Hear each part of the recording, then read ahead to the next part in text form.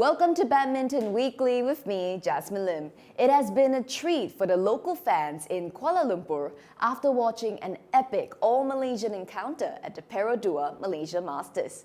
Aaron Chia and So Wee Ik, fresh from the Toyota Thailand Open victory, were seeking a second straight title. However, the world number 3s were denied by Man Wei Chong and Kai Wen T, who went on to collect their first medal on home soil. It has been a big win for Malaysia, and Selina Piak highlights why this final is significant for both pairs. Whenever you play a tournament, a home tournament is something special, especially in Malaysia, because I think right now they might have had the biggest crowd of all the tours, because it's so busy. And we also know how tough the audience can be on the Malaysians when they're playing at home. So you can always see there's some kind of pressure at the home tournament. Also looking back at the numbers, it has been 12 years since a Malaysian men's doubles won the Malaysian Masters. So looking at those numbers combined with the amount of pressure, I think it has been a very special week, especially for the men's doubles. And in my opinion, they can be proud.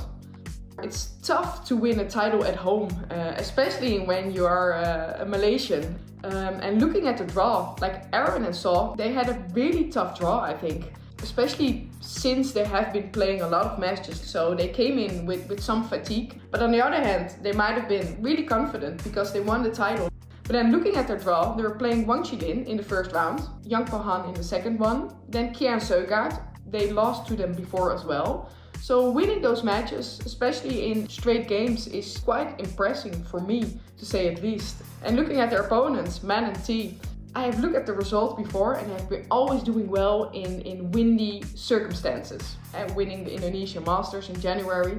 But then again, playing on home soil is something different. They went out pretty early in the Malaysian Open in the beginning of the year, both pairs did. So that also shows how good it is that they both make it to the finals in their home tournament. But I must say I've been mostly impressed with Man and T because they have won some big matches quite easy, in my opinion, with really big numbers. Also in that semi-final, how they disposed the Japanese pair who have been, okay, they have not maybe been informed that well, but still beating them on home soil in 2 sets. I take my hat off for that. So it's a tough question to answer if they are serious title contenders, because looking back at the results, they have either done really well by winning the tournament or reaching at least the semi-final, or they lost pretty early in the tournament. So for me personally, it's all about consistency. They need to perform more consistent to be considered as really title contenders. Because on a good day, no doubt about them being title contenders. And we also know that with winning tournaments, pressure has been adding to the pair. And it's always about how they are handling the pressure. And not to blame anyone, but in the past we have seen it's pretty tough, also for Malaysians, to maintain a consistent level. So I would say if they are doing very well this upcoming 2 weeks, they are, in my book, really title contenders. But first, they need to perform a little bit more consistent to be up there with the big guns. Both pairs have been quite impressed to me. And also looking at that final, it was a little bit going up and down, but I've seen some very high quality badminton, and also the future of Malaysian men's doubles is looking pretty bright in my opinion. Another history was made in Kuala Lumpur when Wang became the first player since 2019 to win back-to-back Malaysia Masters titles across all disciplines. The Chinese shuttler faced a challenging match against Han Yue to secure her second consecutive crown and believes her determination was crucial for a successful title defense.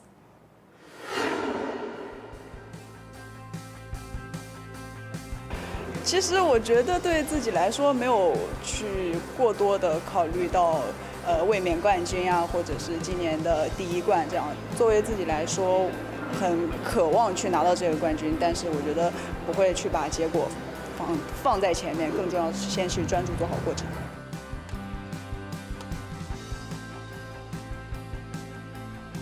Oh, that was so tight, that net shot. 21-13 in 20 minutes. 我和他不一样的地方其实是技术的风格吧，因为他手上会有一些停顿啊，或者是会有一些假动作。我觉得这一点是我跟他不一样，但整体的连贯，包括其实防守啊、跑动、控制，其实我们俩是有相似之处。Now that stat is official, 21-13. 我觉得对我来说最重要的是意志力吧，因为今天这场球非常的艰苦，然后其实会有很多的多拍，当然我们两个人都会有很大的体力消耗，其实在最后我觉得自己的意志力是非常坚定。No mistakes allowed. That's out. She's done it. And she can't believe it. 74 minutes on court. And Wang makes it back-to-back titles here in Malaysia.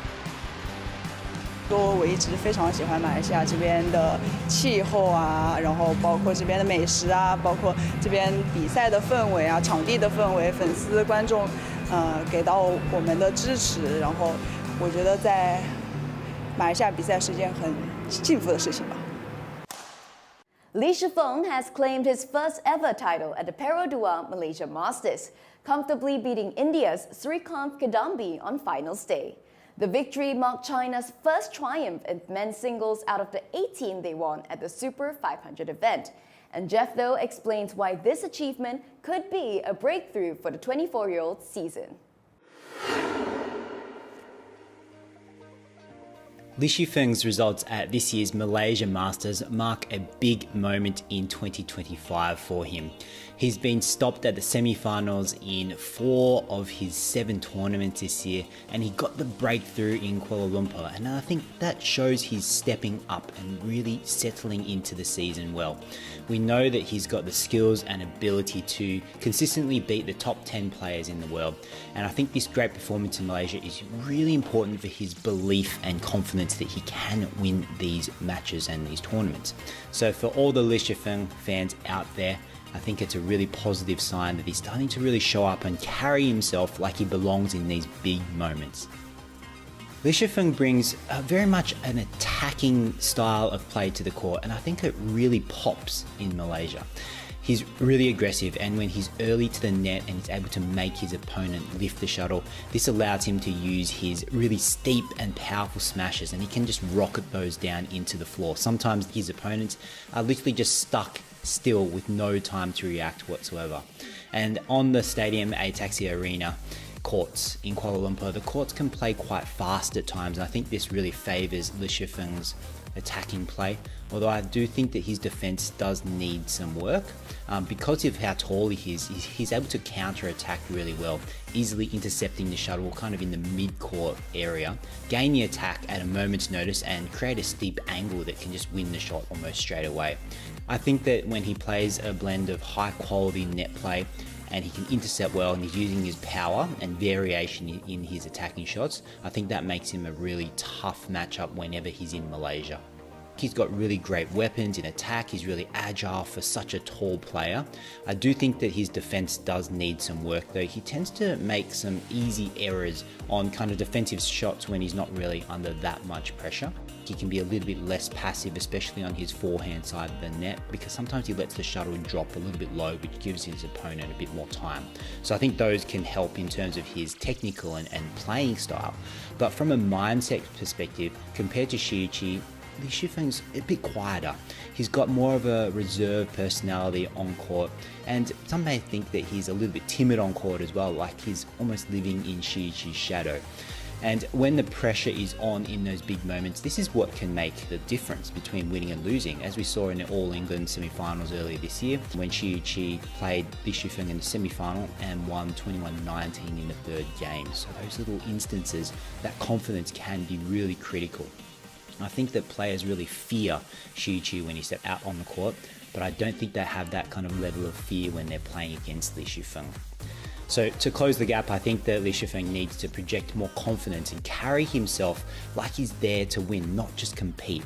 He's 24 years old, so he's got a long career ahead of him, but I think he's also at the point where he needs to start putting his mark on the men's singles event if he wants to kind of step out of Shiichi's shadow. But with more belief, and I think the result in the Malaysia Masters last week will really help with that. And if he's got more of an aura that he'll do anything to win, that he's really confident that he'll win, I think that he can match and close the gap between himself and Shiichi. But of course, that's much easier said than done. Thom, Gicquel and Delphine Delrue had a promising start to their year by reaching 2 finals at the Yonex Sunrise India Open and European Championships. The French pair will be aiming for another Super 750 final at the KFF Singapore Open. But before that, we caught up with the 2024 European champions to learn a little bit more about their 6-year partnership.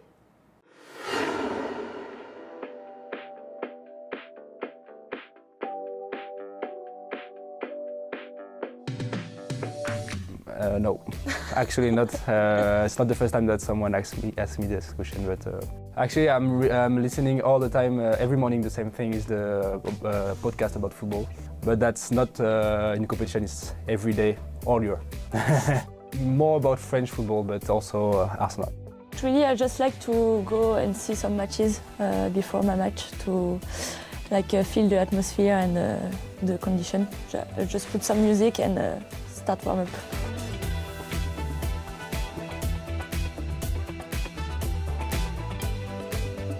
I think we like when we are aggressive on court and we want to take control of the net. And yeah, we are both offensive players, so yeah, we like to fight for the attack. I think we match quite well. That's why we start really nice our partnership. It's that we want the attack, and we like to control the game on playing on controlling when we play the speed or not, and we want the attack all the time. So.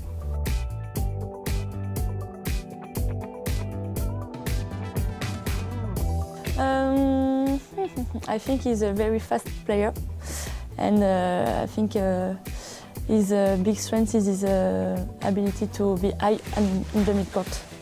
I think Delphine understands the game really well, and she's really, really good at the net when she controls the other girl.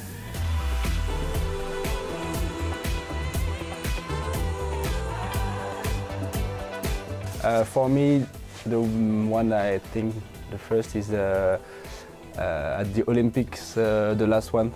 We played amazing badminton, and also the atmosphere was crazy good, and we finished the game with clapping with all the crowd and everything. It was amazing, but a little bit sad because we were out of the Olympics. Yeah. But mix of emotion. It was yeah, a lot today, this day. Yeah, this one is good. But I think also I was thinking about the first match we played at the Olympics against Zheng Ziwei and Long Yaqiong. Yeah. It was especially the second set. It was crazy. We played really, really good, and yeah, the crowd was amazing. And it was our first match in the competition, so we were really surprised by all the fans here and the support. They like to shout all the game. When we start at the Olympics, they did the Marseillaise at the warm-up, so the match didn't start, and we were already high on emotion. So it's so nice to play this match. It's why we train, but it's also hard to stay focused and calm. And sometimes it's the key to win. You can catch Thom, Gicquel and Delphine Delrue this week at the KFF Singapore Open. The Super 750 event will also feature world number 1s Shi Yiti and An Si-young, who are aiming to defend their titles in the Lion City. You can monitor their progress and other results from the Singapore Open by downloading the BWF app Badminton for You. And as always, let us know your thoughts, comments and questions on our Facebook and YouTube pages. Have a great week, everyone!